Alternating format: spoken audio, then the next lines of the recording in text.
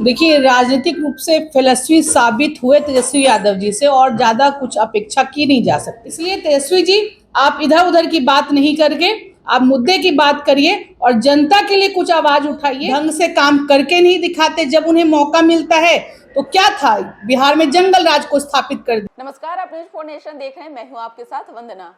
Patna airport पहुंचते ही नेता प्रतिपक्ष तेजस्वी यादव ने बिहार के मुख्यमंत्री सम्राट चौधरी पर जमकर निशाना साधा।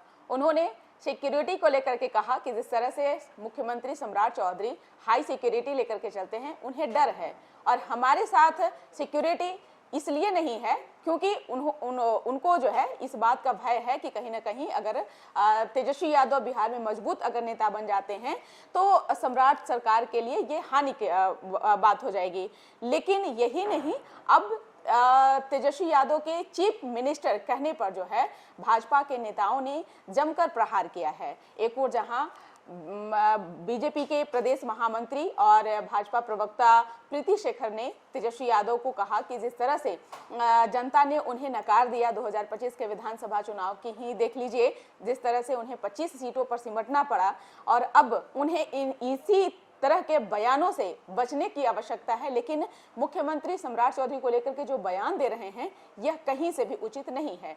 आगे उन तमाम बयानों के साथ छोड़े जाते हैं कि क्या कुछ कहना है तेजस्वी यादव पर हमला बोलते हुए बीजेपी के प्रदेश महामंत्री और प्रवक्ता। देखिए, राजनीतिक रूप से फेलस्वी साबित हुए तेजस्वी यादव जी से और ज्यादा कुछ अपेक्षा की नहीं जा सकती।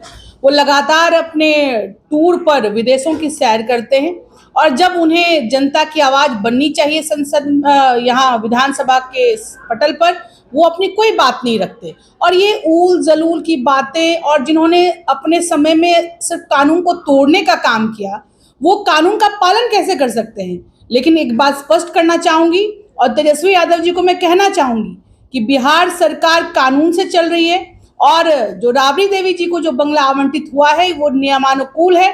और पूर्व में ही नीतीश कुमार जी के नेतृत्व वाली सरकार में यह फैसला हुआ था, जिसका अनुपालन अभी सम्राट जी की सरकार, एनडीए की सरकार यहाँ पर कर रही है। और बंगला मुद्दा नहीं, मुद्दा तो संघर्ष का होना चाहिए, जनता का मुद्दा होना चाहिए। लेकिन राजद का पूरा कुनबा, उनका पूरा का पूरा परिवार सिर्फ अपने स्वार्थ के लिए, सिर्फ अपनी सत्ता के लिए, अपनी सहूलियत के लिए और अपनी सिक्योरिटी के लिए सिर्फ लड़ाई करता है। आज तक उन्होंने जनता के मुद्दों पर कोई लड़ाई नहीं की। आज तक जनता के मुद्दों को लेकर वो सड़क पर नहीं उतरे।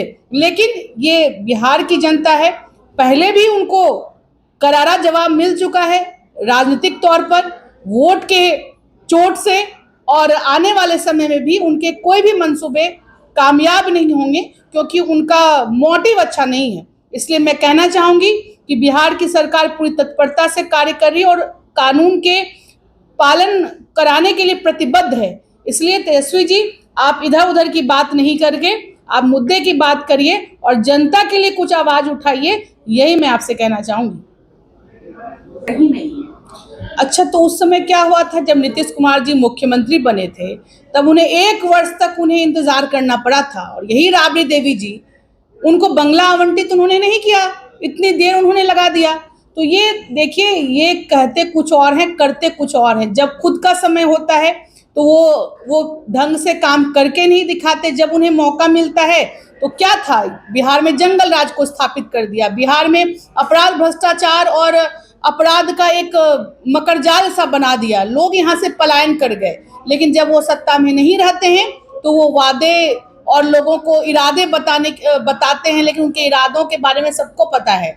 और उनके किसी भी इस प्रकार के बोलने से या दिग्भ्रमित करने से बिहार की जनता दिग्भ्रमित नहीं होने वाली है, क्योंकि यह नियम के अनुकूल ही कोई कार्रवाई होती है, जिसका कि पालन राबड़ी जी को भी करना चाहिए और तेजस्वी जी को भी करना चाहिए।